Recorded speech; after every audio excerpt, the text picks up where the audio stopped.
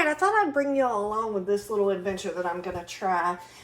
Vegan foods are sometimes really hard to find in some areas of the country, and the South seems to be a little bit of difficult place. So what I want to try and do for my little vegan is I'm trying to make chocolate covered raisins and chocolate covered peanuts, because all the ones I keep finding at the store all have milk chocolate on them, or there's some sort of milk in it, and that won't work. So I've been trying to experiment with different types of chocolate glaze to get this correct and get it good. And so the first thing that I want to try and do is figure out a way to experiment a little bit with some different recipes. And this one is just called a vegan chocolate glaze. I'll put the recipe down in the description box. But the first thing that we want to do is put our powdered sugar in our bowl, and we just need 1 cup. And it's probably going to make more than I need because I just am going to experiment for right now. All right, so 1 cup of powdered sugar.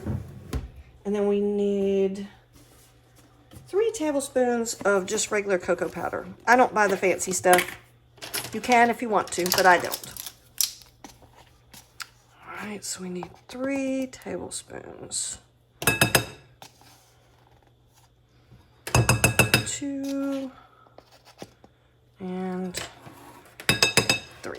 Okay, and then also, let's see, the next thing we need to do is just kind of stir this up a little bit. We want everything to be kind of mixed in good. You can put espresso powder in here and it'll just give it a much more vibrant taste, but I don't have any, so we're going to try it without that. Okay, so we've got that mixed in. Now what we're going to do is we're going to add our vanilla bean paste. Okay, and we need to add 1/2 teaspoon of our vanilla bean paste. My little lid wants to stick. So 1/2 teaspoon. All right.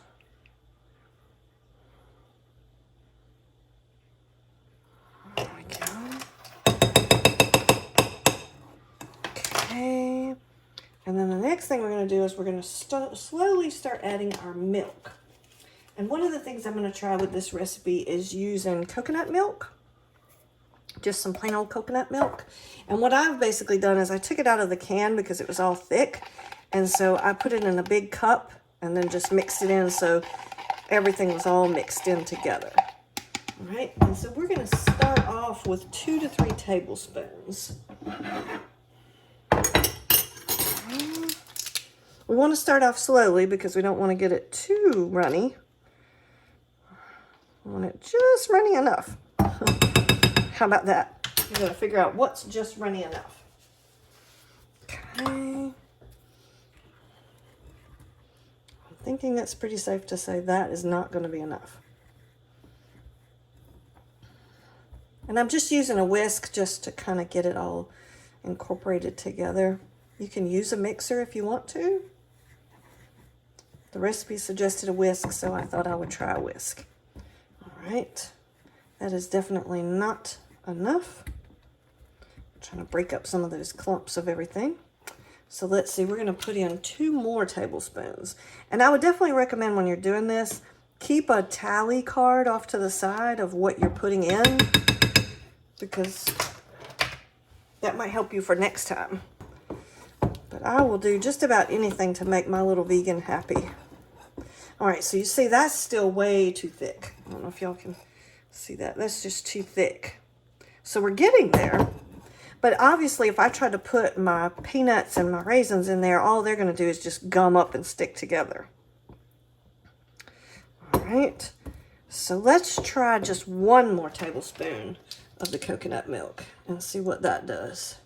Again, we don't want to get it too terribly runny. There are ways around it if you get it too far the other way, but I'd like to try to avoid doing any of that. Okay. Looks like a beautiful icing. Right. And then what I've done is I've taken just a little tiny baking pan.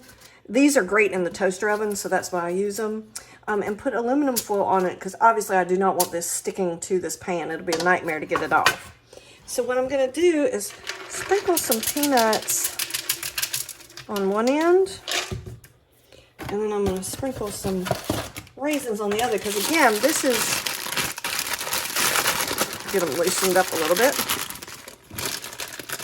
This is one of probably several different recipes I'm going to try this weekend. So I'm going to get them spread out a little bit, because I want them to be separate, just like what's you get at the store. Let's see if I can just kind of drizzle this over the top.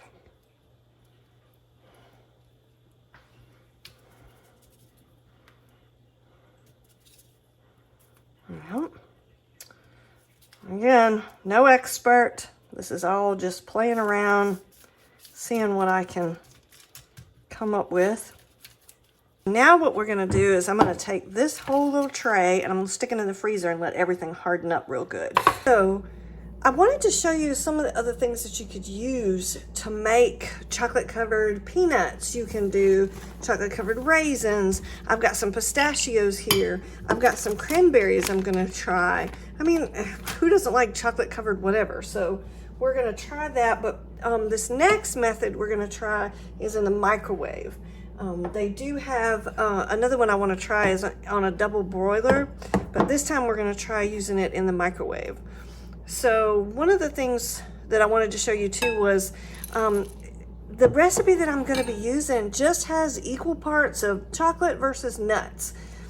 There's nothing else that you add to it. You can add a little bit of like kosher salt if you want to, but my little vegan is not that big on salt, so I don't plan on adding that.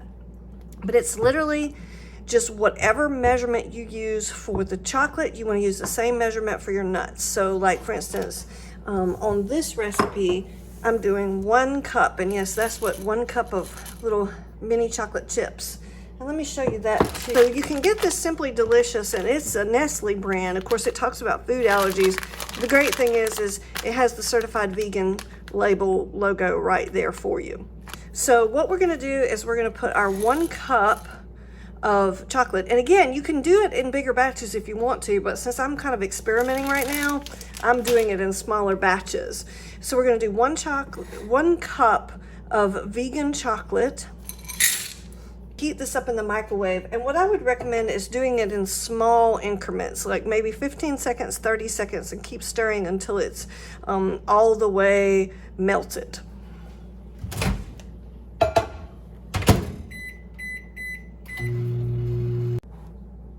Okay, yep, we're very close there. See, that's about as melted as it's gonna get. Okay, and now all we're gonna do is we're just going to drop our 1 cup of peanuts in there. We're just gonna stir them up, make sure to get everybody covered.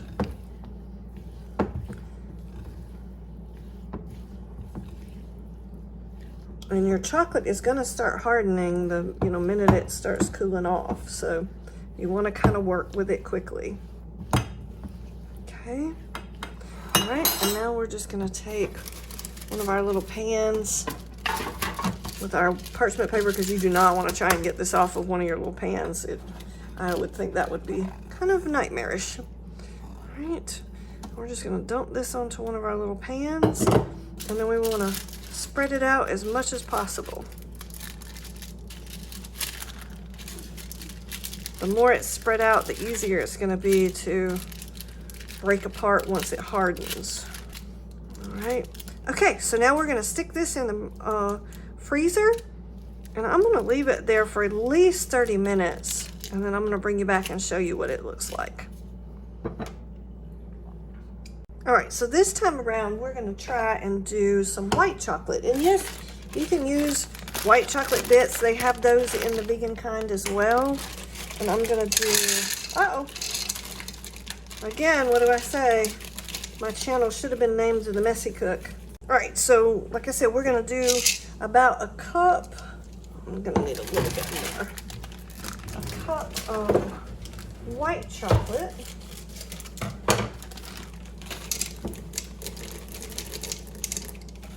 And unless you have somebody who's allergic to the dark chocolate, it doesn't really matter if you have your bowl still have some on there. It'll make them nice and kind of swirly. So we're going to do a 1 cup of that. Okay. And then we're going to start putting that in the microwave and getting that melted down.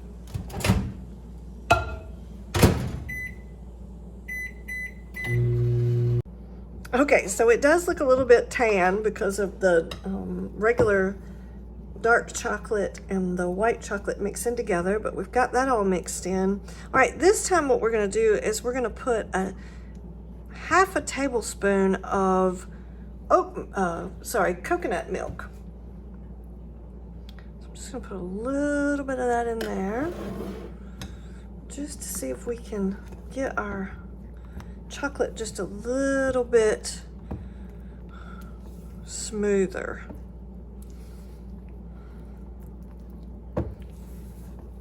Okay, so now we're going to put some raisins in and just mix that all in. Don't know that I like the consistency that the coconut milk made. That I think it's because the coconut milk was cold, but okay. Now we're going to take one of our little pans and spread it out. Again, this is all experimenting. You just got to see what will work. I mean, a lot of times if you're in an area that they don't have a lot of vegan ingredients or vegan items, you just kind of have to experiment and work with what you've got and try and see if you can figure something out. And I like to try and help my little vegan have as much as anybody else does. And I think baking shows love. So, all right, so we're gonna get this kind of spread out. I'm not quite sure that cold coconut milk did well with the chocolate, but again, we're gonna stick this in the refrigerator for about 30 minutes to an hour and see what it does. Okay. All right, so this time around, we are gonna try doing just white chocolate, solid white chocolate. And I did want to point out something that I hope that you'll kind of have noticed about my channels. Yes, I think using good ingredients is a wonderful option for some of us, but I have found that for the most part, you know, using off-brand items works just as well to me. I have yet to find something that would not work unless I had a name brand item. Now, I'm sure that there's some great chefs out there that will disagree with me. Okay, so this time around, what I've done is I'm kind of making some Christmas bark, but it's March, April. And so what I've done is I've taken some cranberries and some shelled pistachios, and I'm going to put those in my white chocolate. And just mix those in. This is something we make at Christmas time, and I'll attach the video of when I make the regular bark at Christmas time for you. Okay, so everybody's covered. So now we're just gonna take our little tray. Okay. All right, so we're gonna stick this in the refrigerator for about 30 minutes to an hour and see how well it turns out. All right, so I brought together all the different kinds of ways we tried to make chocolate covered pecans and raisins and whatever else that we used. Again, just trying to give my little vegan the same thing that you can get at the stores of just purchasing chocolate covered peanuts in the package. So I think the first one I tried was a vegan chocolate glaze. And as you can see, it didn't harden up. It's still very wet, but it's a fail in what I wanted it to be. All right, so then we had the chocolate chips that we used, and then we added some coconut milk, which it's still could be clusters, but I try and break it into as small as pieces as possible. So that one is hard enough that you can break it into little pieces. And so I think that one could be considered a success. Not very pretty. It's kind of funny, the white and chocolate chips mixed together seems to have kind of made a tan color, and it's kind of a weird color. But we're going to break that up, so I'm going to consider that a success. And then we have where we just did equal amounts of peanuts and chocolate chips. And again, if you wanted to do these in clusters, it would make a great cluster. Because see, there's your bark coating. You saw how firm that was. But I'm going to try and break this up into smaller pieces so it's a little bit more. So it still didn't achieve truly what I wanted, was for individual covered pieces of chocolate and peanut. But it's as close as we're going to get at the moment. Obviously, I'm going to keep trying to get closer to the recipe, closer to what I can do for her. But bark coating has a lot of milk in it, so I can't use regular like store-bought bark coating. But I'm always going to keep trying because I want to make things for my little vegan. Hope you like this video. Please like and subscribe. And I love making vegan bakes and low-calorie things and then recipes for two, because not everybody needs 100 cookies or 100 dinner rolls. Some of us just want a few. So I will catch y'all on the next bake. Hey, just wanted to remind everybody, I do have another channel, Karen Norwood Travels, where we do some budget-friendly traveling with camping and hiking and such as that. But I do a little bit of cooking on that channel as well if you want to go check that out.